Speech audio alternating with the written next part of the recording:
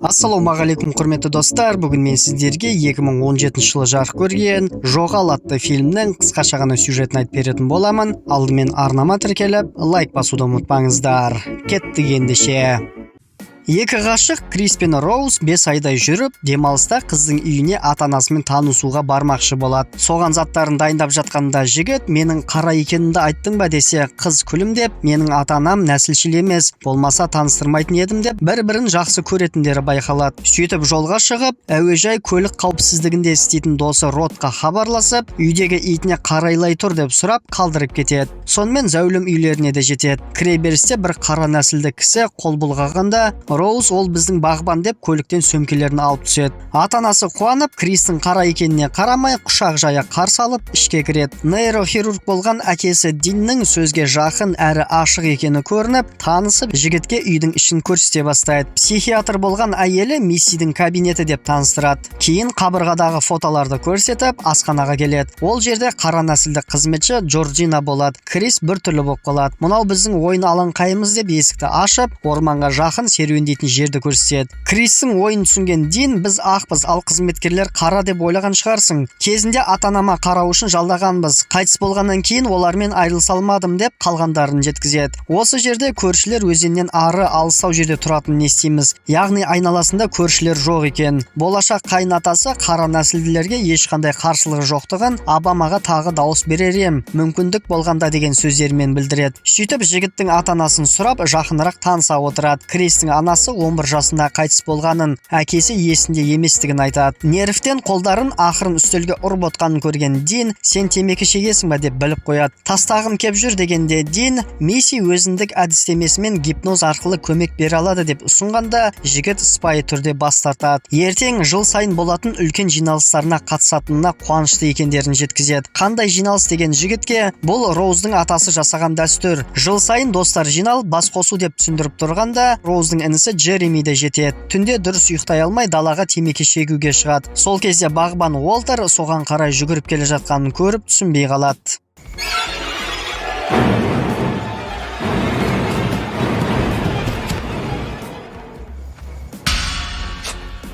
Терезедегі түріне қарап тұрып кетіп қалады. Түсінбеген жігіт темекі шекпей үйге кіреді. Мисси оған шегу зиян екенін білесің ғой деп кабинетінен тіл қатып сөйлесуге шақырады. Қолына шайын алып, қасықты шиқылдатып араластырып, Кристі гипнозға кіргізіп, жігіт қимылсыз күйге түседі. Ал қазір бата бастайсың деп тұңғиыққа батып бара жатқандай сезімде болады. Қара түнекте құлап жатып, Миссиге назарын салып, одан алыстап барады. Ал орындықта көздері бақырайып, жас тамшылап, Мисси оның көздерін жауып тастайды. Қараңғыда қалып қойып шошып оянады. Сөйтсе орнында жатыр екен, жаман түс кірді деп ойлайды. Фотограф болған Крис кейін орман ішінде суретке түсіріп жүріп, кері қайтқанда айна алдында тұрған Джорджинаны байқап, фотоаппаратпен жақындатып көрмек болады. Бірақ әйел сезгендей селт қарайды, жылдан білдірмеу үшін басқа жақты фотоға түсіреді. Сосын отын жарып жатқан Уолтерді байқап, соған қарай қалайсың, таңнан кешке дейін істеп жатсың ба деп жақындайды. Уолтер тесіле қарап, кейін бірден жымиып, маған өз жұмысым ұнайды деп қарсы алады. Өтірік жымиғандай өзін бір роботтар секілді ұстайды. Ол шырайлы,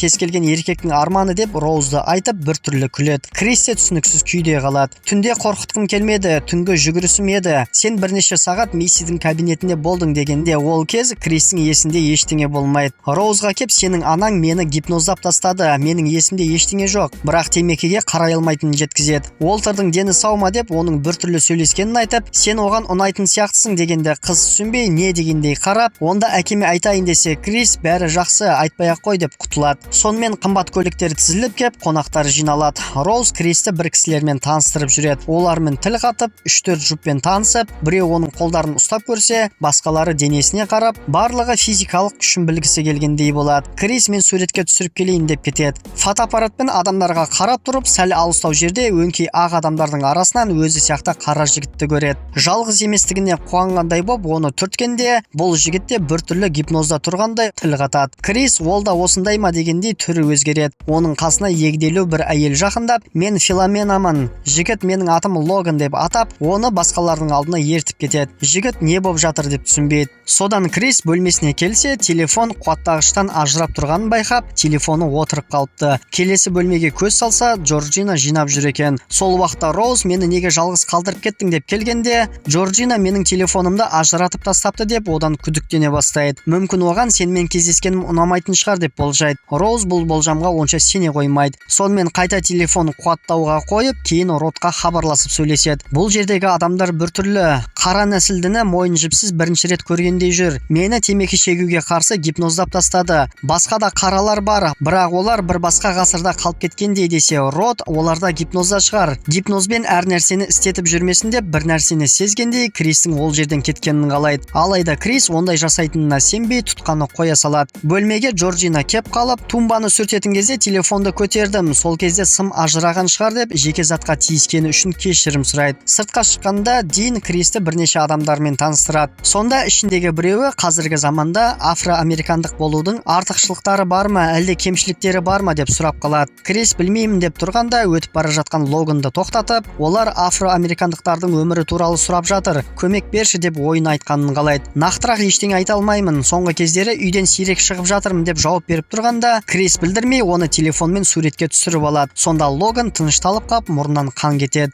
Криске тап беріп, бұл жерден жоғал, табаныңды жалтырат дейді. Оны ажыратып алады. Дин қояншығы ұстағанда басқарылмайтын агрессия туады. Бұл телефонның жарқылынан деп болжайды. Кейін Мисимен сөйлестіріп, Логан қайта бұрынғы қалыпқа түсіп, болған жағдай үшін кешірім сұрап, кештен кететінін жеткізеді. Сонда Роуз бен Крис екеуі бөлек шығып әңгімелесіп, ода қояншық болмады. Менің сондай досым бар, қояншық ондай емес деп сенбейді. Сенің анаң миымды шайып, менің басыма әр нәрселер кіріп жатыр дейді. Ал ол кезде жиналғандар аукционда отқандай қағаздарын көтерсе, Диннің қасында Кристің суреті тұрады. Яғни оны саудалап жатқандай көрінеді. Крис ақыры бұл жерден кететін мәлімдегенде, мені тастап кетесің бе деп қыз ренжігендей арт қарайды. Сен менің барымсың. Бұл жерде жалғыз қалдырмайтынын айтқанда Роуз қуанып, қалаға үйлеріне қайтатын болып келіседі. Түнде қонақтардың кетіп жатқанын көреді. Сөйтіп Логанның суретін Родқа жібергенде, ол бірден қоңырау шалып, ол Андре ғой, Вероникамен кездескен деп Логанды танығандығын айтқанда, Кристің де есіне түсіп, я сол ғой, ол өзгеріп кетіпті, оның қасында 30 жастай үлкен әйел болды дегенде Род секс құлдық деп Кристің ол жерден тез кеткенін қалайды. Телефоны отырып үзіліп кетеді. Роузға қазір кетеміз деп заттарын жинап жатып, ашық тұрған есікті байқап, келіп қораптағы қыздың суреттерін көреді. Әр фотоны көре келе Роуздың түрлі қара жігіттермен түскен суреттерін көріп таң қалады. Соңына қарай қызметші болған Уолтер мен Джорджинамен бірге түскен екен. Роузға білдірмей бірге төмен түсіп кететін кезде, кетіп жатсыңдар ма деп Джереми қарсы алады.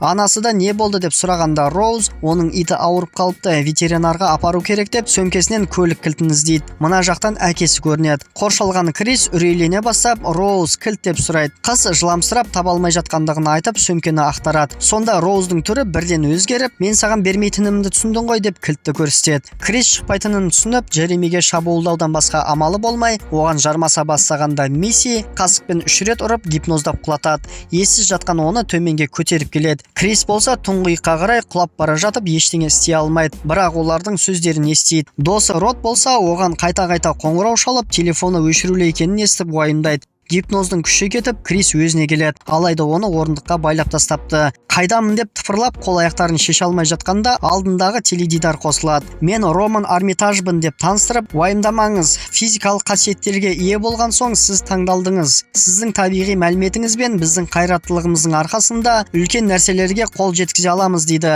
Артында Роуздың кішкентай кезі мен ата-анасы тұрғанын көріп, шал Роуздың атасы екенін түсінеміз. Кейін қайта қасықпен шайқағанда Крис гипноздалып есінен танады. Ал Род болса полицияға болған жағдайды естіртіп, қараларды құлдықта ұстайды деп болжамын айтқанда, полицейлер оған күліп Родқа сенбейді. Крис гипнозда жатып, қолдарымен орындықты шұқылап отырып, гипноз күші кетіп, есін жияды. Теледидар қосылып, оны сатып алған соқыр кісі тіл қатады. Бірінші прогресс ол гипноз, екіншісі дайындау, үшіншісі трансплантация. Толықтай емес, жүйке-жүйеге жауап беретін мидың бір бөлігін нейрондық байланысты бұзбау үшін тиіспеу керек. Сен толық жоқ болып кетпейсің, сенің сана сезімің мидың бір түкпірінде қалады дегенде Крис тұңғиыққа құлап бара жатқанын елестетеді. Яғни сол қара тұңғиықта қалатынын түсінеді. Денеңнің не істеп істеп жатқанын көріп және сезіне аласың дегенде, қызметшілердің роботтар секілді сөйлеп қимылдағаны есіне түседі. Бәрін түсінген Крис, сен мен боласың дейді. Неге мен, неге қаралар деген сұраққа білмейтінін, сенің түсіңе түкіргенім бар, маған сенің жастығың мен көзқарасың керек, өмірді сенің көзіңмен көргім келеді дейді.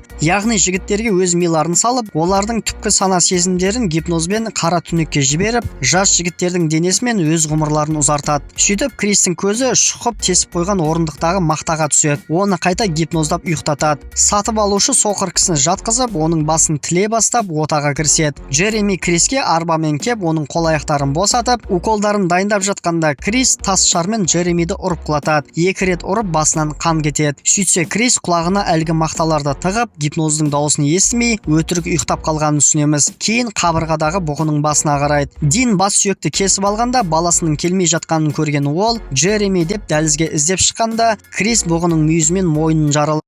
Тәлтіректеп барып, шамды түртіп құлап, шамнан от тұтанады. Жоғары көтеріліп, асханаға келгенде, Джорджина үсті қан болған Кристі көріп, қорқып қашады. Телефонда алғанда Мисси де көрінеді. Екеуі үстелдегі гипноз жасайтын шыны аяқты байқап, Крис оны итеріп сындырады. Әйел пышақпен шабуылдағанда, жігіт қолмен қайтарып, қолына кірген пышаққа шыдап, керісінше күштеп барып, Миссиге тығып өлтіреді. Осылай ешкімді аямай шетінен қырып келеді. Кететін кезде тірі қалған Джереми оған жармасып, қылқындыра бастайды. Шығуға тырмысып, есікке ұмтылады, бірақ жігіт оны жібермей қысып ұстайды. Крис әйтеуір амалын тауып, қолындағы пышақты аяғына сұғып, қолынан босайды. Кейін Джеремидің басынан бірнеше рет теуіп өлтіріп, қалтасынан кілттерді алады. Ал Роуз болса музыкасын тыңдап, құрбан болатын келесі жігіттерді қарап таңдап отырады. Джеремидің көлігін айдап, полицияға айтпақ болғанда, Джорджина көлікке соғысып қалады. Сол дауысты Роуз естиді. Жараланған әйелді тастап кеткісі келмей, оны әкетіп жатқанда, Роуз мылтықпен шығып, әже дейді. Есін жиған Джорджинаның паригі түсіп, басының кесілгенін көреміз.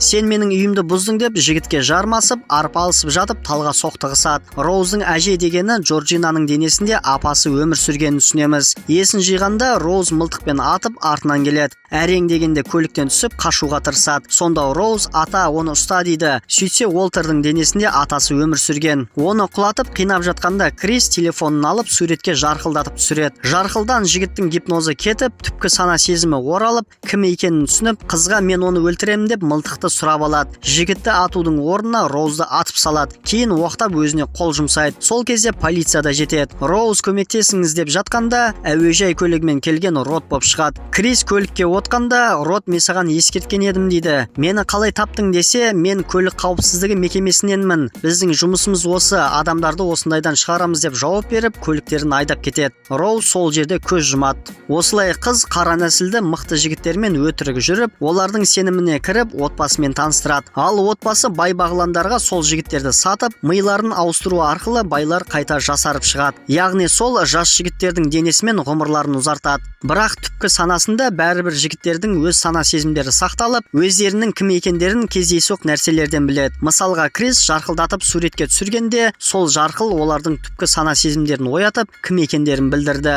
Үйдегі қызметші Джорджина Роуздың апасы болса, Уолтер атасы екен. Ата-апасының милары сол жастардың бастарында еді. Крис керісінше өздерін алдап, гипноздан құтылып, отбасынан құрылған ұйымның көзін жойып, өз өмірін сақтап қалды. Егер кино ұнаған болса, лайк басып, арнама тіркеле кетіңіз. Келесі кездескенше.